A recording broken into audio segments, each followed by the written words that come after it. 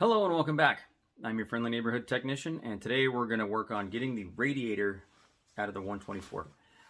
So we can try to get this engine out so I can take that apart to get that upper oil pan off this one to transfer to the new engine.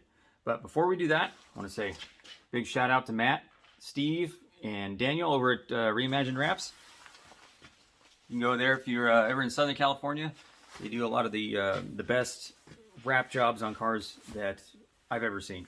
And as soon as I get this thing driving, then we're gonna have to figure out something for them to do to it. So I don't know if I want to have it black or some other color. Haven't decided yet. So, but definitely for sure we're gonna have them do it. I think the website reimaginedwraps.com, where you can set up appointments, stuff like that. And you can also get their swag. But that's it for now. Let's get to taking this radiator out.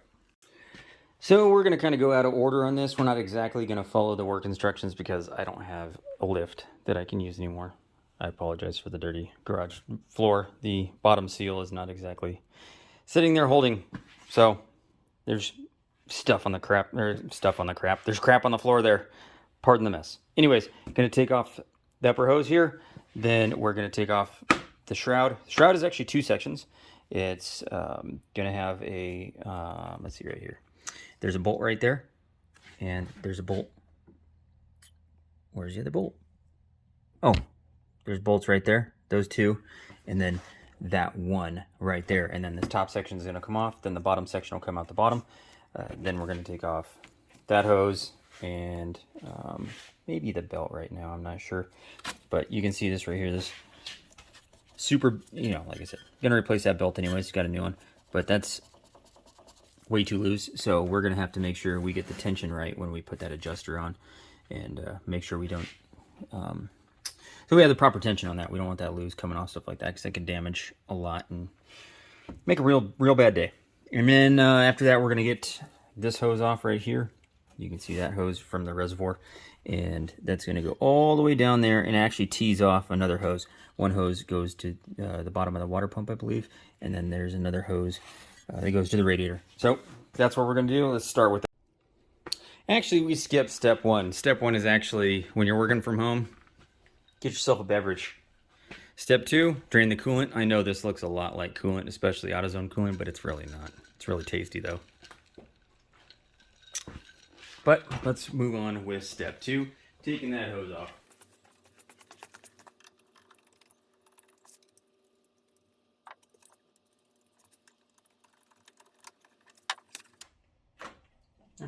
There and there.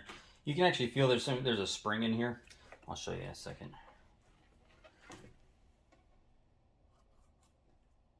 Yeah. Not too sure about that. You can see there's a spring inside there. Kind of helps the hose hold its form and not drop. Radiator, the hose clamps off.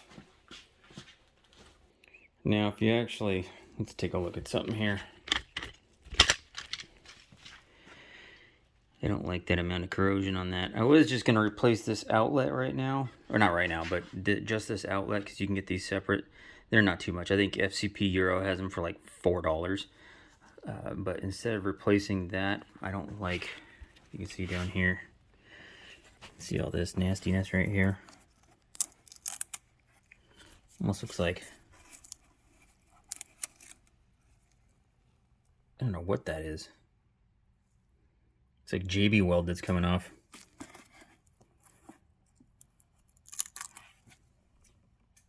I don't like that. Oh, it's probably, you know what that is? It's probably old oil buildup maybe from the blown head gasket. I don't know. Maybe I can clean that up. Maybe I can't. I mean, there is a bit, you can see right here, it's kind of, looks like it's slightly worn away down there. But, I mean, it's just coolant going through there. But, I don't know. This looks kind of dry and old. I might as well just replace the whole radiator. Yep. Probably going to do that. Next, we're going to get that fan shroud out, or at least the top half of it out. There's going to be two 10mm bolts on this side, one 10mm bolt on that side. So I'm gonna go ahead and take that off.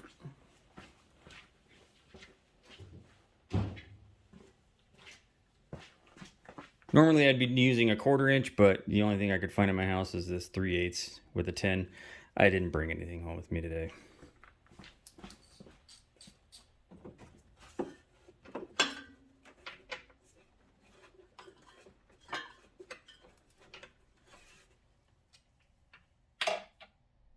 Stay. You know what? Fail. It ain't a 10. It's an 8. Now let me go find one of those. Actually, what I'm going to do first is I'm going to remove those intakes, or the intake ducts from the back of the headlights. Kind of give me a little more room. That I could get it, but it's a little bit in the way. There's just some clips in the bottom of each one, and then they come right up.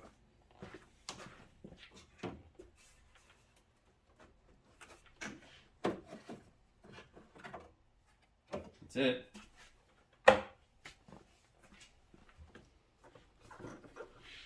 In this one, you want to disconnect this as an intake air temp sensor right inside that one. That's what that wire is right there.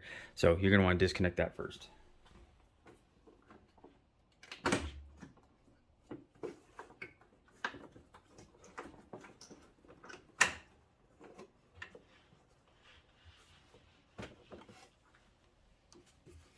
be tricky.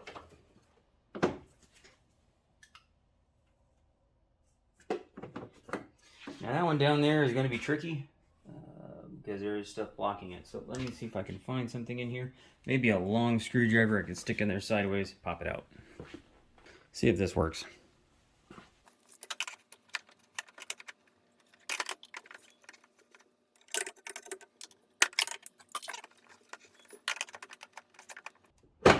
Ow. Just punched myself in the face. Anyways, there it is. There's the receiver dryer for the AC that's kind of in the way. So, but now got a lot more room to get these off right here and to get this one off. Let's see here. Yep. The only sizable wrench that I could find, but better than nothing.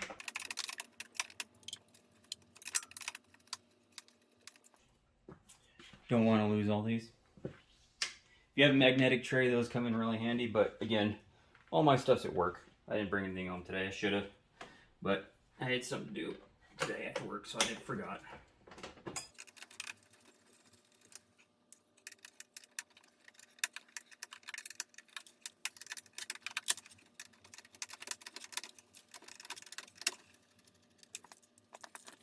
Then what you're going to do, you're going to come in here and you're going to remove that clip right there, and there's another clip. There it is, right there. And these just lift up. Just like that. Got to pull pretty hard. Just pinches it, and there's some grooves right there that it actually catches on. So you're going to want to make sure you kind of get that in the same spot when you go back together. Because if you, I don't think you can really get it low enough for the fan to hit it. But just in case, try to get it in the same spot.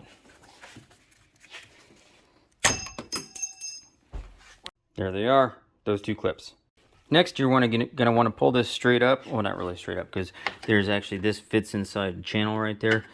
You can see part of it down there, kind of fits inside that groove right there. And also on this side right here, this is gonna have to come out of that groove right there. Yeah, so other than that, just come straight up and out. Now, when you put it back together, these right here need to face towards the engine. So you can see those, oops. This side faces the engine because you need the airflow through there. And if you, I don't even know how you can get on backwards, but work instructions say that goes facing the engine. So I thought I'd just mention it. Next, just gonna take this hose off that goes from the radiator, that outlet that's leaking, to the reservoir. All that is just a few hose clamps. You can see this one is facing this way. Probably a smaller screwdriver would help. There we go. You can use a flathead or Phillips. I'm not sure how old these hose clamps are. Maybe they're original. I don't know.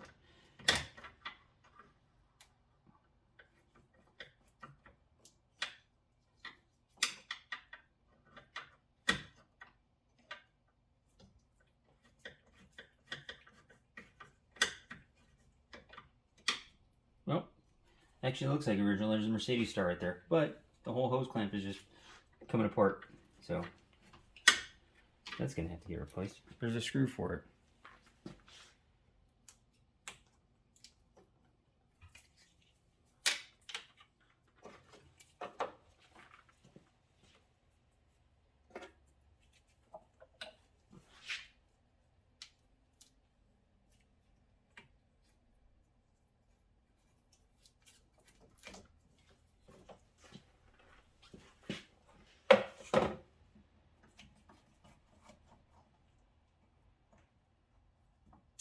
Looks like the same thing's going to happen on this one. The screw's just going to come right out.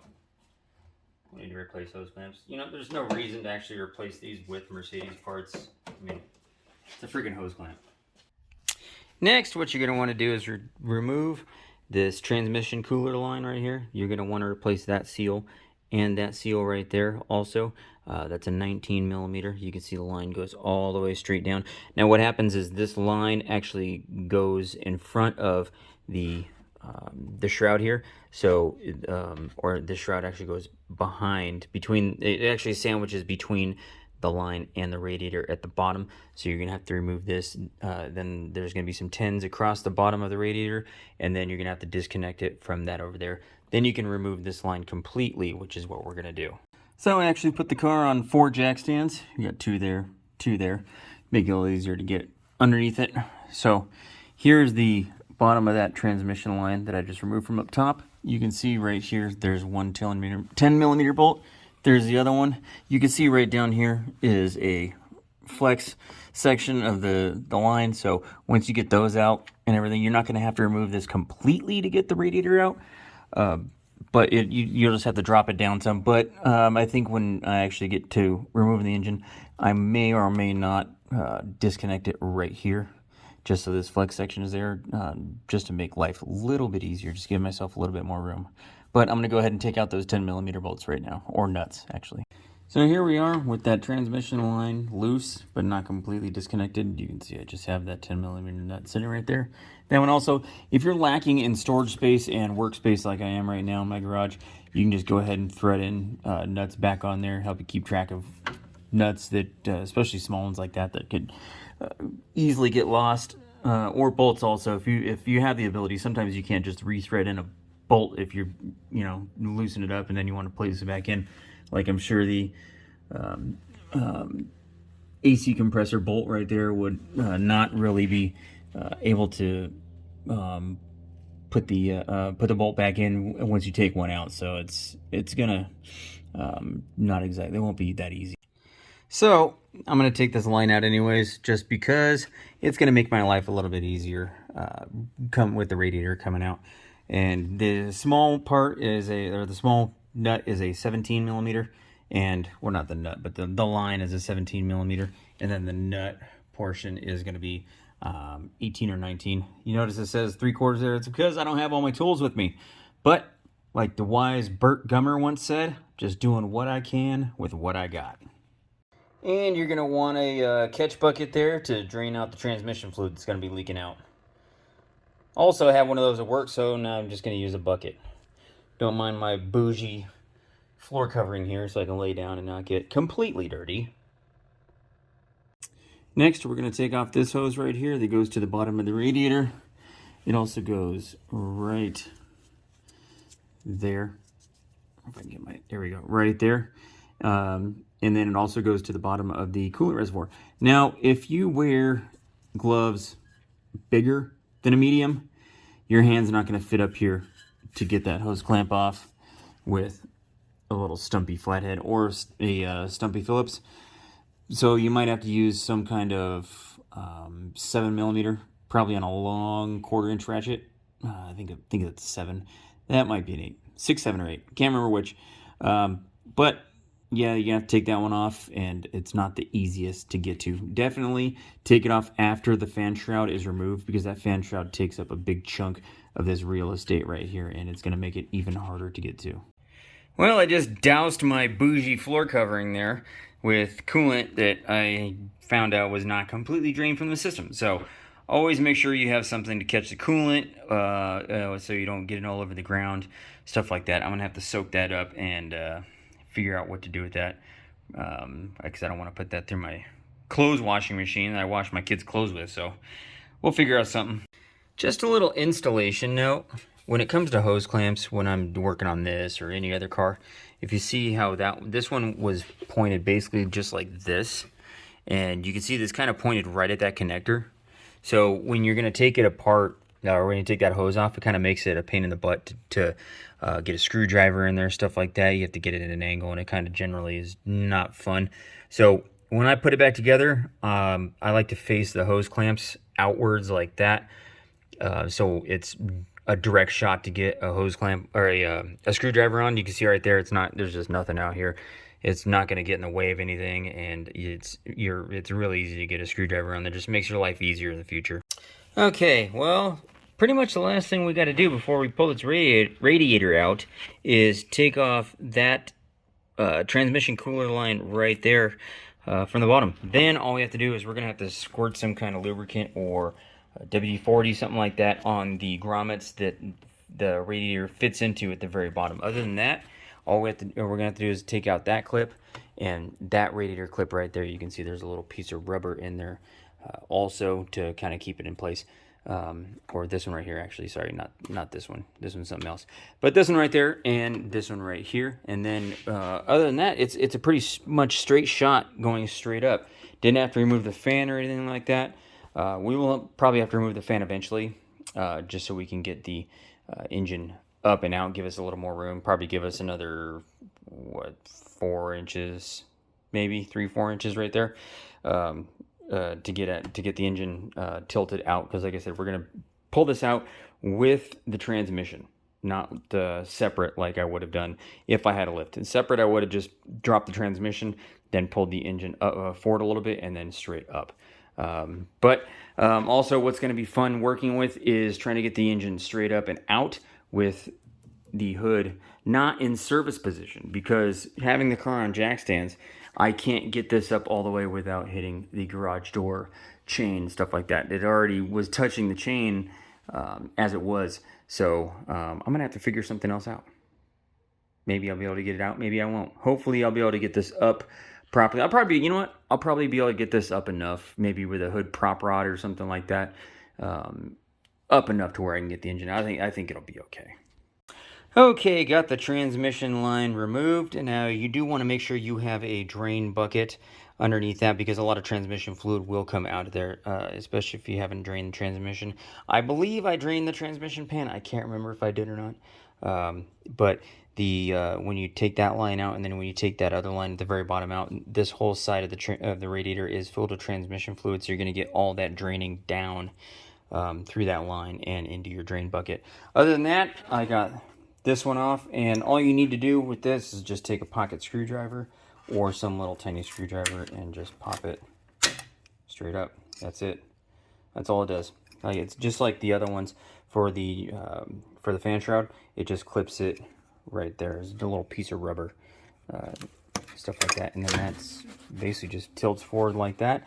And now once I spray the bottom with WD-40, the radiator is going to be pretty much ready to pull straight up and out.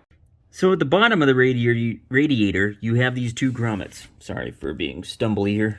You have that grommet right there that we're going to hose with lubricant, and that one right here we're going to hose with lubricant. So once you get that in, the lubricant just makes it easier to pop it straight up and out. So I'm going to hose that out, and then I'm going to pull it straight up and out.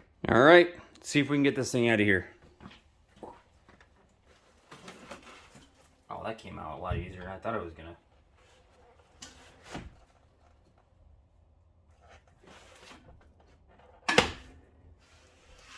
Watch out for the contact with the fan. You don't want to bend over any of the fins or anything like that with the radiator.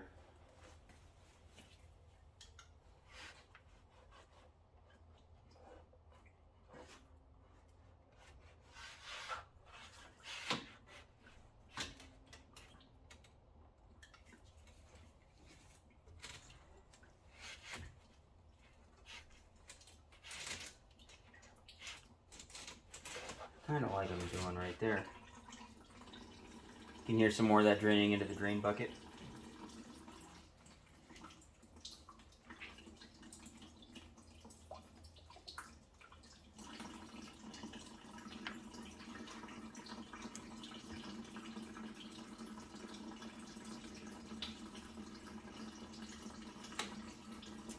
You know, those bushings at the bottom of the radiator are probably pretty worn. That's why it came out fairly easy. I might want to replace those. Not really worn, just after 20-something years of, 28 years of sitting in the same place with the radiator in it, they're probably just stuck in one spot and super stiff. So I'll probably want to replace those after this radiator's done draining.